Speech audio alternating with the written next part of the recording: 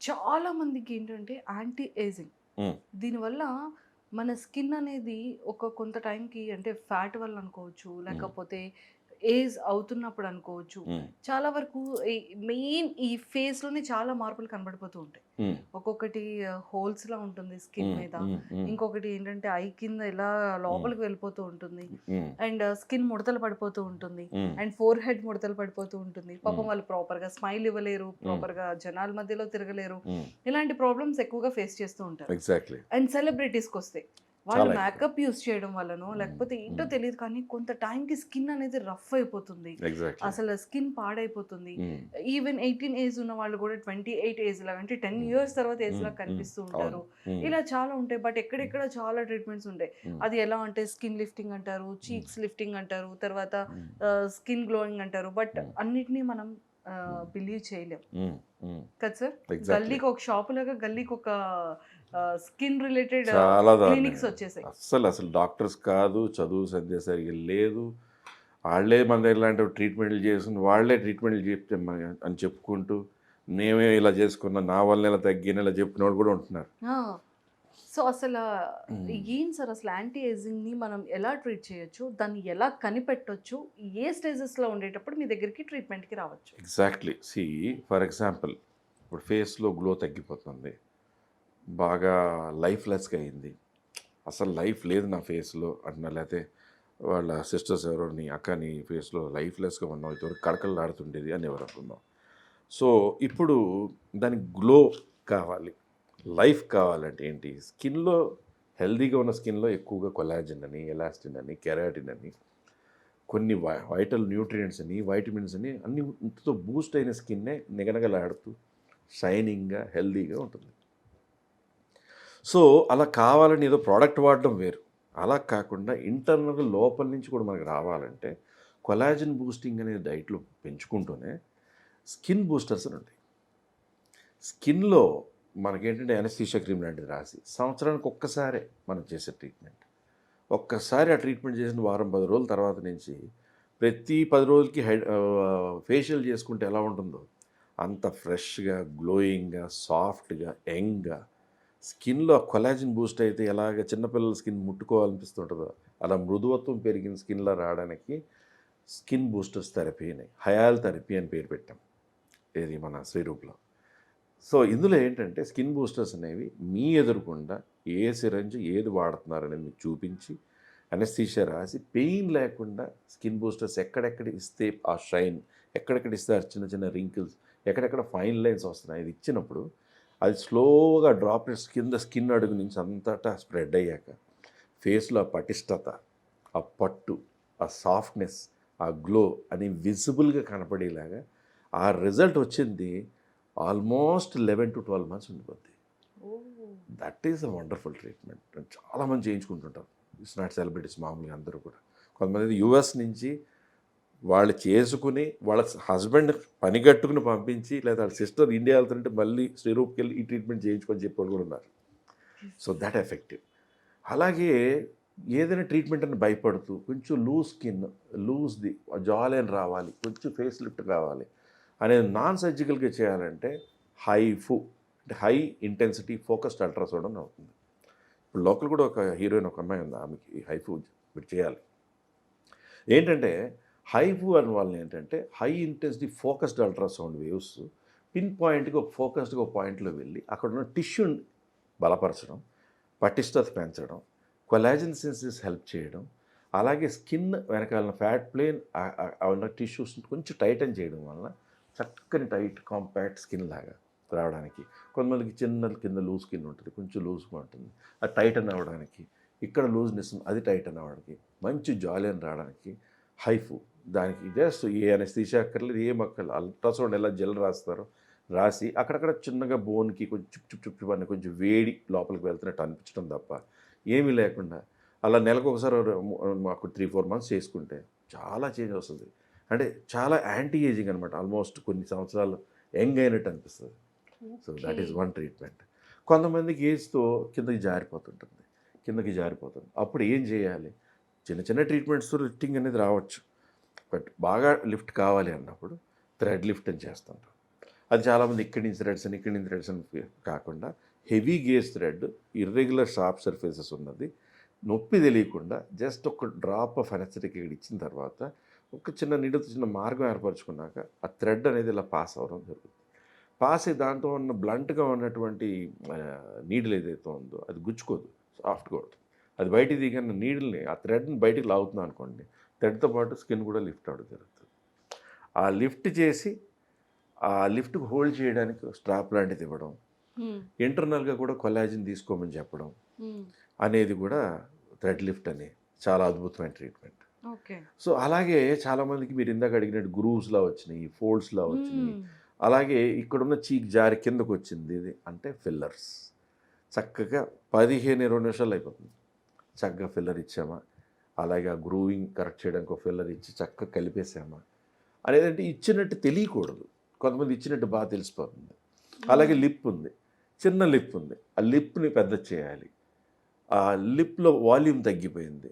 నా చిన్న వయసులో లిప్ చాలా బాగుండేది, ఇప్పుడు అంతా కొంచెం ఇలా అయిందని అంటారు కొంతమంది. కొంతమంది న్యాచురల్గానే యంగేజ్లోనే 20 years, 18 years, 40 years, 30 years, 50 years కూడా లిప్ ఫిల్లర్ కావాలంటుంటారు. ఆ లిప్ ఇవ్వడం వలన, వాల్యూమ్ ఇవ్వడం వలన ఆ లిప్ వాల్యూమ్ పెరిగి ఒక షేప్ రావడం జరుగుతుంటుంది. ఓకే. అలాగే నోస్ ఉంటుంది, చాలా బ్యూటిఫుల్గా చేసుకోవచ్చు, చాలా రకాలుగా చేయొచ్చు. సార్ నా ముక్కుకి ఏం చేయాలి చెప్పండి సార్. అది సర్జికల్గానే కరెక్ట్ చేయాలి.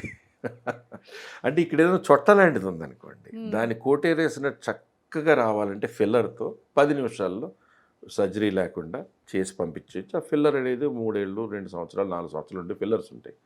సో అదేమన్నా కొంచెం కరుగుతున్నట్టు అనిపించినప్పుడు మళ్ళీ కొంచెం యాడ్ ఆన్ చేసుకోవచ్చు. That is a filler. ఆ ఫిల్లర్లో కూడా రకాలు చాలా ఉంటాయి, చైనీస్ ఫిల్లర్స్ అని రకరకాలు. అలా కాకుండా ప్రపంచంలోనే పేరు ప్రఖ్యాతగా చాలా సేఫెస్ట్గా ఉండేటువంటి రెస్టిలేనా, జూవిడమ్మ అనేది కొన్ని చోట్ల వాడడం జరుగుతుంది. సిరూప్లో ఎక్కువ రెస్టిలేన్, జూవిడమ్మ వాడుతుంటారు. సూపర్. సార్ నాకు ఇంకొక డౌట్ ఏంటంటే, కొంతమందికి అన్నీ చేయించుకోవాలనిపిస్తుంది కానీ ఇంజెక్షన్ అన్నా కత్తులన్నా చాలా భయం. సో అలాంటి వాళ్ళ కోసం ఏవైనా నాన్ సర్జికల్ ట్రీట్మెంట్స్ ఉంటుందా? డెఫినెట్లీ నాన్ సర్జికల్గా ఇప్పుడు హైఫూ చెప్పాను నేను. సర్జికల్గా కట్ చేయకుండా సింపుల్ ఒక పాయింట్ నుంచి థ్రెడ్ పాస్ చేసి థ్రెడ్తో లిఫ్ట్ చేయొచ్చు. అలాగే జస్ట్ ఇప్పుడు మ్యాక్స్ లిఫ్ట్ అని ఇక్కడ కట్ చేసో ఇక్కడ కట్ చేసో టోటల్ లిఫ్ట్ చేస్తాం. అలా కాకుండా థ్రెడ్స్తో కూడా లిఫ్ట్ చేయొచ్చు. అలాగే ఫిల్లర్తో చీక్ లిఫ్ట్ చేయొచ్చు, ఫిల్లర్తో గ్రూవ్స్ని కరెక్ట్ చేసేయచ్చు, ఫిల్లర్స్తో లిప్ని పెంచచ్చు, ఫిల్లర్స్తో నోస్ని షార్పెన్ చేయొచ్చు. ఈ ఏరియా అంతా కూడా చక్కని కోటేరేసినట్టు వచ్చేలా చేయొచ్చు. ఒకరికి ఇది లోపలికి ఉంది, ఇక్కడ బయటకు ఉంది, అది కరెక్ట్ చేయడానికి ఫిల్లర్. చాలా చోట్ల ట్రై చేసి అవ్వట్లేదు అనుకోవచ్చు, ఇక్కడికి వచ్చాక కరెక్ట్గా రెండు వైపులా సమానంగా ఉండేలాగా శ్రీరూపకి వచ్చేయచ్చు పర్ఫెక్షన్ కోసం. Yes, excellent sir. Sir one more thing ఏంటి అంటే, వీటిలో చాలా కేరింగ్ తీసుకోవాలి బికాజ్ అది ఫేస్ కాబట్టి. చాలా వరకు అంటే కొన్ని నేమ్స్ అనేది రివీల్ చేయకుండా అంటే కొన్ని క్లినిక్స్లో ఫెయిల్యూర్ అయిపోతూ ఉంటుంది. చాలా చోట్ల లిప్ ప్రాబ్లం ప్రాపర్గా రాదు, చాలా చోట్ల నోస్ ప్రాపర్గా రాదు, చీక్స్ నిజంగానే ఎలా చేయాలనుకునేది స్ట్రైట్గా రాదు. అంటే వాళ్ళు యూజ్ చేసేది మనకి చెప్పేది ఒకటి ఉంటుంది, వాళ్ళు యూజ్ చేసేది ఒకటి ఉంటుంది. అంటే ఈ డిఫరెన్సెస్ ఏంటి? Skill, knowledge, approach. ఒక్కోసారి చేసాక కూడా పేషెంట్ ఇవ్వాల్సిన ఫాలోఅప్ సరిగ్గా ఇవ్వకపోవడం, పేషెంట్కి చెప్పిన జాగ్రత్తలు సరిగ్గా తీసుకోకపోవడం, లేదా ప్రోడక్ట్లో నేను చెప్తున్నాను క్రెడిబిలిటీ. ఇప్పుడు మనం ఫిల్లర్స్ వాడుతున్నాం, it is only Restylane or Juvederm. So దానివల్ల ప్రాబ్లం రాదు. కాస్త మీ ఎదురుగుండా మీకు వాడుతున్న ఫిల్లర్ ఏంటో చూపించి, స్కిన్ బూస్టర్ ఏంటో చూపించేది శ్రీరూప్ కాస్మెటిక్ క్లినిక్లో. అదే వేరే చోట ఎక్కడో సిరీస్లో లోడ్ చేసుకుని ఇచ్చేస్తున్నాడు, అది ఏంటో మీకు ఎట్లా తెలుస్తుంది? సార్ దీనివల్ల అంటే ఇప్పుడు మనం నీడిల్స్ నుంచి చేస్తూ ఉంటాం, దీనివల్ల ఏమైనా సైడ్ ఎఫెక్ట్స్ వచ్చే ఛాన్సెస్ ఉందంటారా? ఆల్ స్కిన్ టైప్స్కి సెట్ అవుతుందా?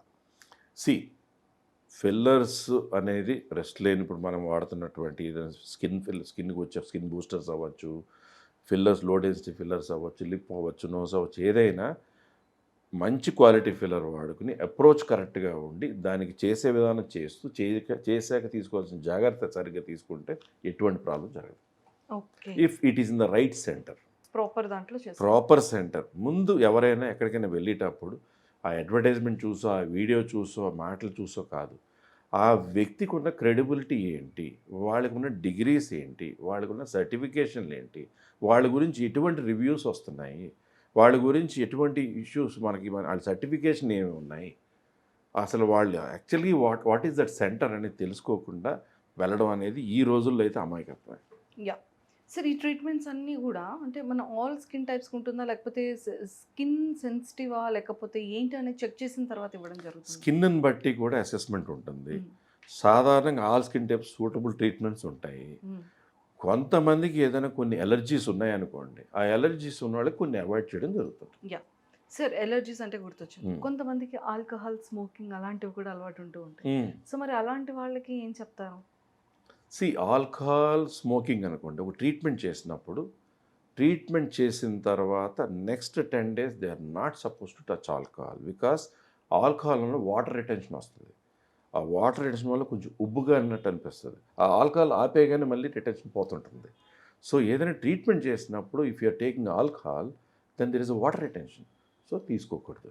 ఇప్పుడు స్మోకింగ్ ఉంది, స్మోకింగ్ వల్ల ఏదైనా ఏరియాలో మనం సర్జరీ చేస్తే ఆ ఏరియాలో పెయిన్ రిఫ్లెక్స్ పెరిగిపోతుంటుంది నికోటినిక్ యాక్షన్ వలన.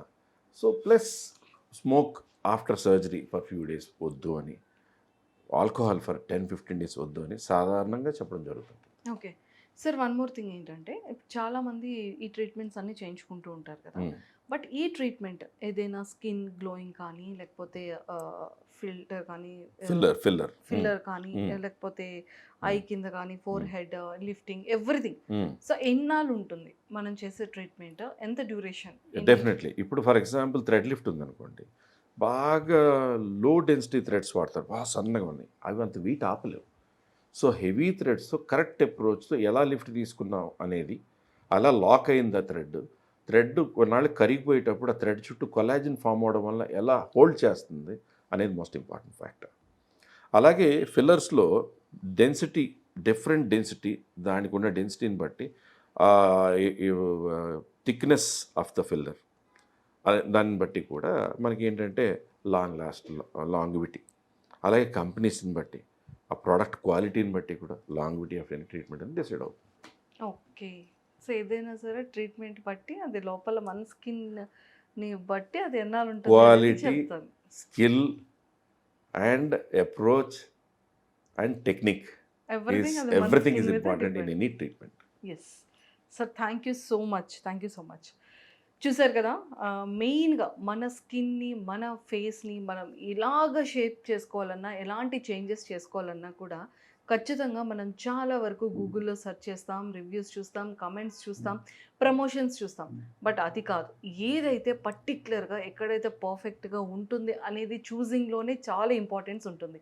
సో మరి ఆలస్యం చేయకుండా మన ఫేస్ని ఇంకా బ్యూటిఫుల్గా చేసుకోవాలన్నా, మన నోస్ని కానీ, లిఫ్టింగ్స్ కానీ, వాట్ ఎవర్ ఏది చేయాలన్నా కూడా అర్జెంటుగా శ్రీ రూపాన్ని మాత్రం విజిట్ అవ్వడం మర్చిపోకండి. డైరెక్ట్గా కలవండి, డాక్టర్ గారితో మాట్లాడండి. ఎస్పెషల్లీ డాక్టర్స్లో కూడా చాలా సీనియారిటీ ఇంపార్టెంట్, ఎందుకంటే అది మన ఫేస్ మనం రెగ్యులర్ బయటికి కనిపించాలి కాబట్టి. సో ఎలాంటి రాంగ్ డెసిషన్స్ తీసుకోకుండా ఫస్ట్ అర్జెంటుగా శ్రీరూపకి వచ్చేయండి, డాక్టర్ గారిని విజిట్ అవ్వండి.